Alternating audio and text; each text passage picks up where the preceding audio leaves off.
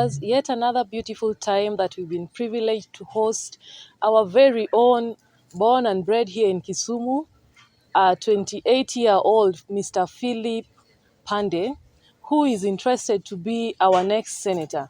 Yes, I said senator.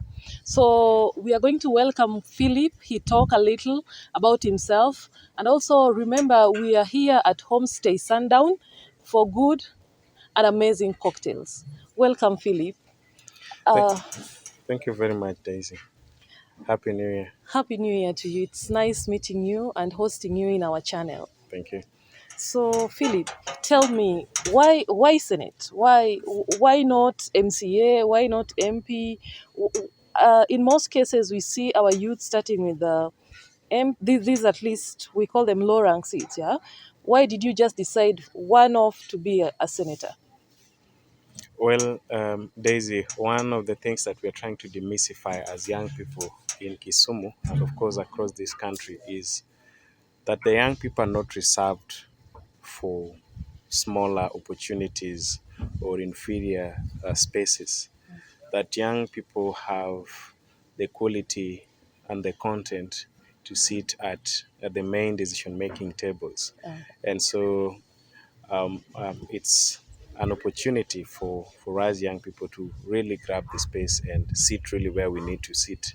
If you look at the Senate, for example, in the first, what we call the inaugural Senate, the youngest Senator Sang then, had the majority bills, five to his name, while Okay. we had people as old as 70 True. and above that age. So, uh, really, young people are not to be confined to the villages. They are not to be confined to smaller spaces. They belong to the real platform.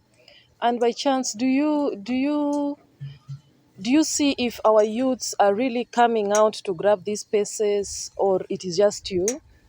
Have you interacted to know or to maybe say that the youths have understood what you're saying, that they have real spaces and they need to take them up, or it is just some story? Daisy, I know you are somebody that is well conversant with what is going on in this country today. And recently there was a publication by the Daily Nation, and there was, you know, a list of all young people that are running for different positions from the presidency. Okay. I think we had about 6 to 8 of my colleagues running for the Senate in other counties. Okay. And this is not the first. You must remember that Senator Malala is a youth. Yes, You true. must remember that Senator Sakaja It's is a a youth. youth. You Yeah. must remember that Senator Anwar Loitiptip. You must remember our very own brother Chirarge. You must remember our brother in Kericho, um, who was elected right from college. And so there have been proven, you know, a track of many young people sitting in these positions. And when we go back to independence, um, the youngest of all members at the Lancaster House Conference in 1957 was the young Tom Mboya. True. And at the age of 30 and just thereabout, he was already Minister for Constitutional Affairs.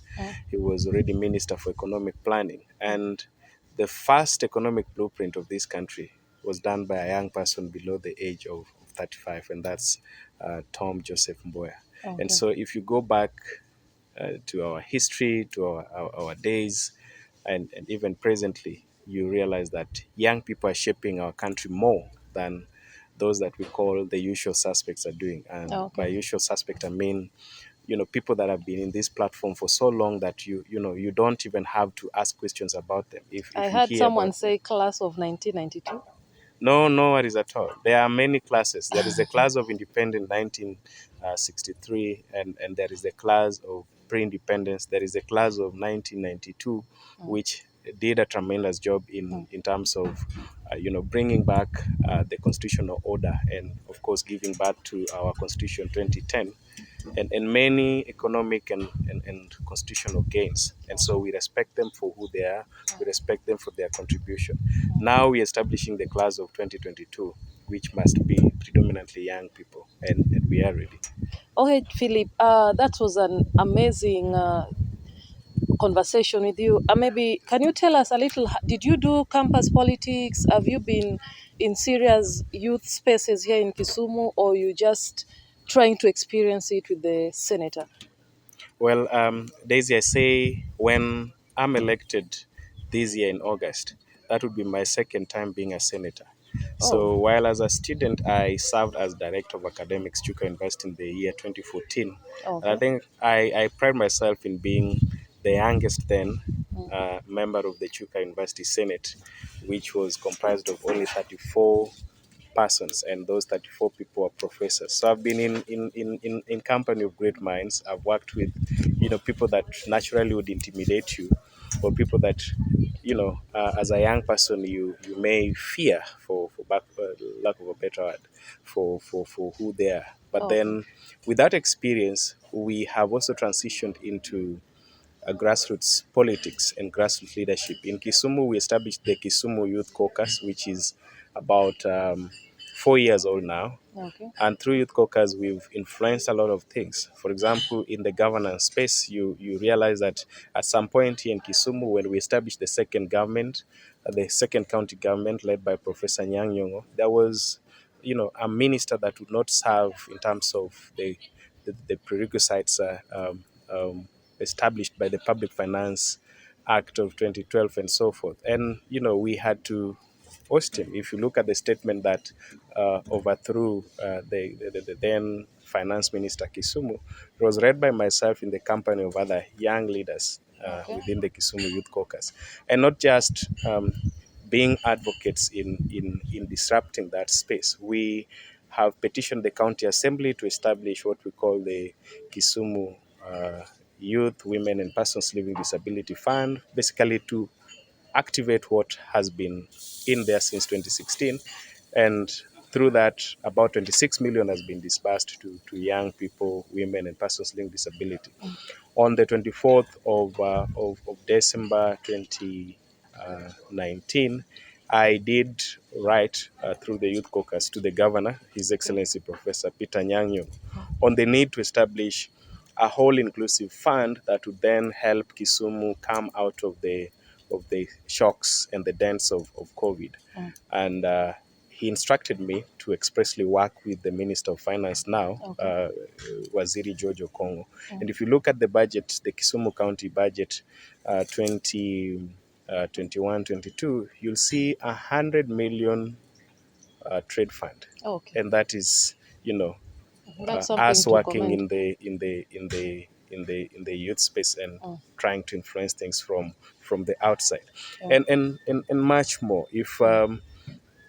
you look at how things have been running around, I have been one of the champions of alternative spaces. Mm. Alternative spaces to mean that when we evicting traders, for example, we are reassigning them to other locations, Mm.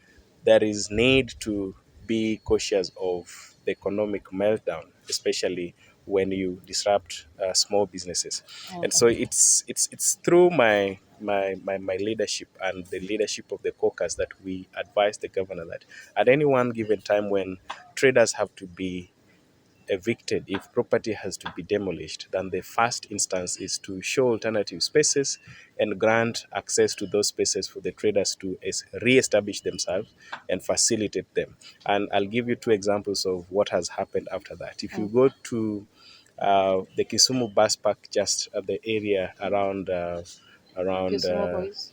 no, not Kisumu Boys, Yeah, that's all right. just behind, the Nasilika area and all that, Mm. you'll find what we now Oh, call, downtown. yes, Maendeleo Market. Oh, yeah, That's sure. a brainchild of Mm. our ideas to the Oh, governor. from If yeah, from the youth caucus. yes, if you come back to the KCT market now, you'll find a space that has been allotted to the shoe traders Mm. around Kisumu Boys area. Mm. It traces back to the advisory to the governor on the 24th of December 2019. Mm. And we must appreciate and acknowledge the response that we've gotten from the governor in terms of, just being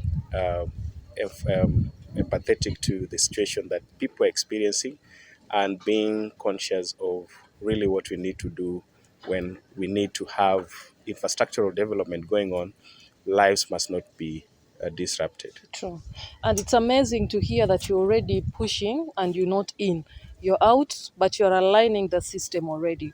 Now, maybe, Philip, amazing to hear that you're already doing amazing things and you're out. And I'm just trying to imagine if you're in, subject to discuss with your voters. Yeah. So, Philip, tell me, in a minute or 30 seconds, are you able to tell your people the role of a senator so that they do not misquote you or feel misguided when you're already there and feel like you're not working? Do you think people really know the roles of a senator in our county? Thank you, Daisy. I think our Constitution 2010 and, of course, other legislations, the County Governments Act, have been here for a while, and devolution is about 9 years old today. In terms of actual implementation since 2013. And by and large, our people are aware of what the Senate is supposed to do. But I'll tell you that what we call the residual role of the Senate or a senator is established in Article 96 of our Constitution. Basically, similar to what we have with the National Assembly and with the County Assembly, oversight, legislation, and representation. But more emphatically, we talk about the role of the Senate on the aspect of public finance and resource distribution between the national government and the sub-national government, which are the county governments. But as a person and as a leader, I take the Senate as an institution, and I say that with a lot of confidence, because you look at the number of senators we have in this country today, elected are only 47. And so we have 47 institutions that must not be limited to what is prescribed within the Constitution. Our people are demanding for a lot. Our people are demanding for jobs. Our people are demanding for, economic inclusion. Our people are demanding for youth inclusion. Our people are demanding for grassroots development. And so the bigger question is, how then as a senator are you able to influence beyond what is prescribed within Article 96 to to serve this need that is quite diverse and arising from our people. And that's why we are calling our manifesto beyond Article 96. Okay. And so some of the things that we are promising and we are able to do is, for example, to answer the question on how is a senator able to create jobs. One of the things that we want to do is to amend Section 35 of the County Governments Act on appointment of county executive committee members, to make it compulsory for governors to appoint young people on a 50% basis as members of the county executive committee members for every county and not just Kisumu. And so by this alone, then we'll be able to create between 142 jobs to 250 executive jobs at one go. Now, when this happens, then even in terms of access to other opportunities in terms of government procurement, implementation of the AGPO rule, and so forth, it becomes readily available and feasible because you have young people handling county government affairs and handling executive dockets capable of influencing and trickling down to other people. The other thing that we seek to establish beyond what is prescribed in Article 96, as I said, is to establish a framework of oversight that is deepened and rooted within the villages. Devolution is supposed to give an opportunity to wananchi, the grassroots person and people in our villages, to govern themselves. And how are they able to govern themselves? If you look at progressive counties like Makueni, Kakamega, and now Kisumu, there are what we call the village councils that have been established by governors. In Kisumu, we have 70 villages. And so in the framework of deepening devolution and deepening oversight, we have trained so far about 100 people that we call budget champions. Now, The 100 are distributed in 10 wards, which means 10 each. Our target is to train about 350. So we have 350 devolution and budget champions at the grassroots. What they're going to do is, in terms of public participation, in terms of formulation of our budgets, in terms of people having their voices into the county government structures and development, then they are going to be trainers of trainers at the grassroots so that they hold the government to account, but they also educate our people to be able to participate effectively in governing themselves in terms of implementation of projects and having the county funds utilized effectively. Lastly, on the aspect of effectively serving as a senator beyond Article 96, is that we seek to create what we call, for the first time in this region, the Odinga Mboya Mentorship and Governance Center. Okay. Now, this leadership center would be like an academy where we nurture young leaders. You realize that most of us, including myself, we do not have readily available mentors that would handhold you to platforms of politics and so forth.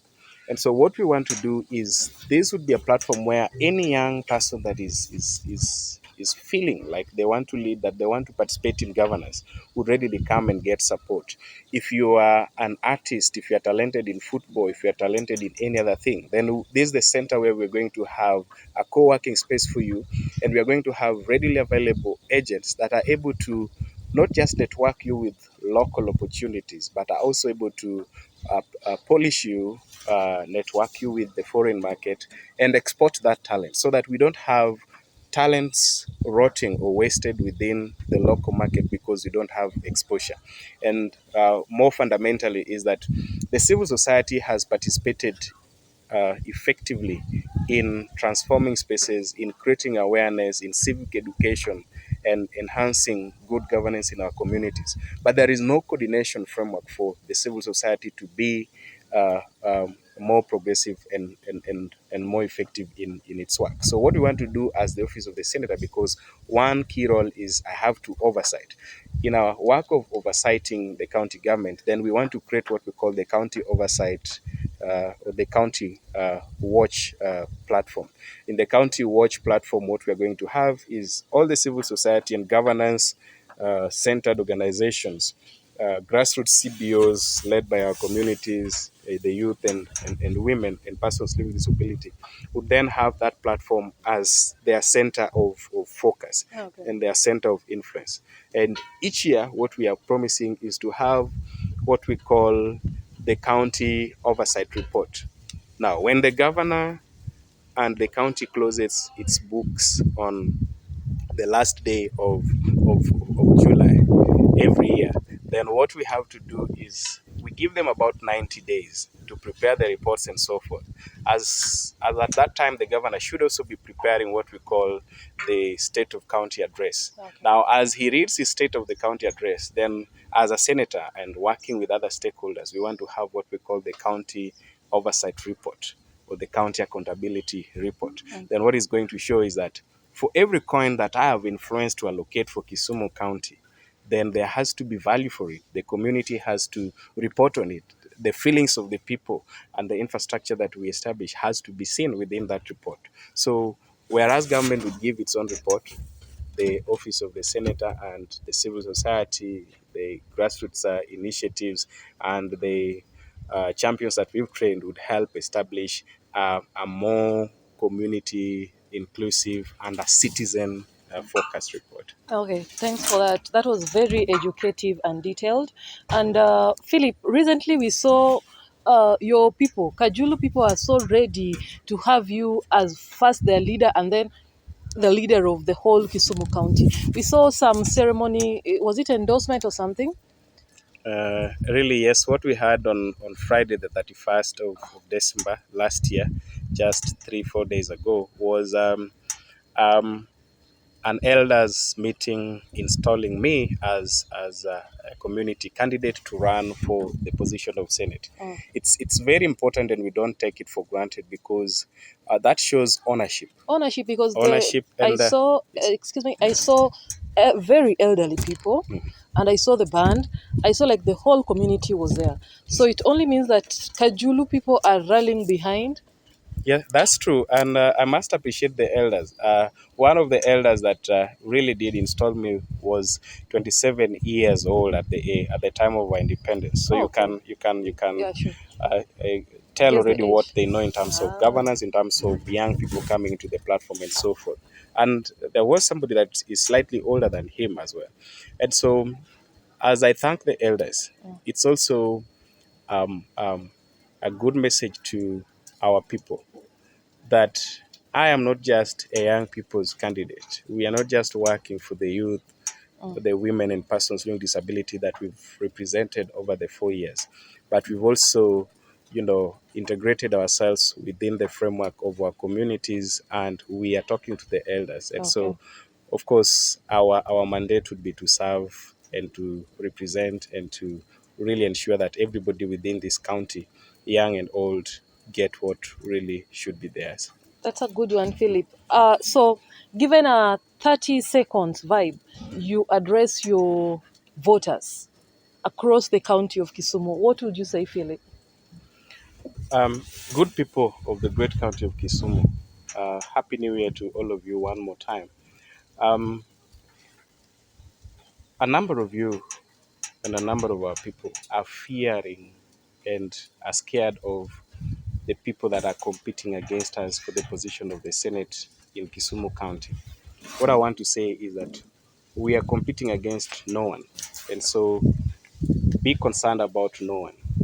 Our real issue is a competition against the odds in terms of youth inclusion, the odds against economic deprivation of our people, a competition against poverty at the grassroots, and a competition against bad governance and governance that do not really represent and have regard for the thoughts and the participation of Wananchi. So this is not a race against the professors, the moneyed persons that we hear about. It is a competition about against the deeply rooted uh, grassroots challenges that we keep experiencing as a people, especially the young, women, and persons living with disability. So I want to invite you to join me in this competition. Join me in this race against winning, against all those odds, but not against our competitors that have come out in the race. With that, I wish you a great year ahead. I welcome you to our platforms. I welcome you to our community events. And this is an opportunity for Kisumu to begin writing on a new page that would then help us establish a county that is progressive, that is mindful about its young people, that is mindful about its women, that is mindful about grassroots development. Thank you so much, Philip. And at Authentic Europe, we must talk about peace and tranquility because that is our agenda. Yes. So, a word to your people matters peace and electioneering period. What is their role to ensure that we have peace? In 20 seconds. I am a champion of peace, and I've been to 40 of the 47 counties in this country, training young people and working with them in establishing grassroots committees and grassroots network on peace. And so in mainstreaming peace in my own backyard in Kisumu County, I want to appeal to our young people, especially, that do not be the agents of disruption, people that who disturb peace in our communities. Do not accept to be paid to affect the progress of our county. It is a time when we need absolute peace so that we allow people to express their agenda effectively and choose wisely. Choose wisely and elect leaders that are most mindful about the welfare, the tranquility, and a good environment for business. Kisumu is at a turning point. We are establishing a ground for takeoff, and takeoff cannot occur in a space of turbulence, cannot occur in a space of violence, cannot occur in an environment clouded with chaos and machetes and those that have come with our previous elections. So it is a time when we need to rewrite that, and we need to embrace the takeoff that we experiencing as a people. Thank you. Thank you so much, Philip, for preaching peace. And definitely at Authentic Europe, we have to retaliate on issues peace and tranquility throughout this period and, of course, beyond election. This is your favorite host, Daisy Otuoma. And please remember to subscribe, hit the bell button, and, of course, like and share so that you can get to know who our next guest is going to be. It could be you. Have a good time.